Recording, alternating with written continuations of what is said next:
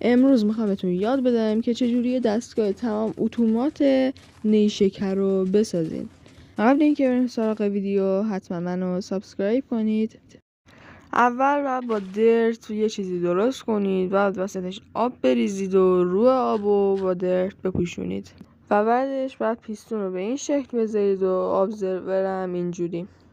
یه بلاک پشت پیستون بذارید و روش هم ردستون، بهش یه بلاکی رو به این صورت بذارید و روش هم ردستون بذارید و بعدش جلو اون بلاک هاپر و زیرش هم یه چست بذارید. دیسپنسر رو طوری بذارید که سرش رو به نیشکرها باشه و بعد تو دیسپنسر بومیل بذارید و بعدش هم یه همچین سیستمی درست کنین و بچسبونینش به دیسپنسر. آخرین کار دور سازتون رو با یه بلاکی بپوشونین که نیشکرها ازش بیرون نریزه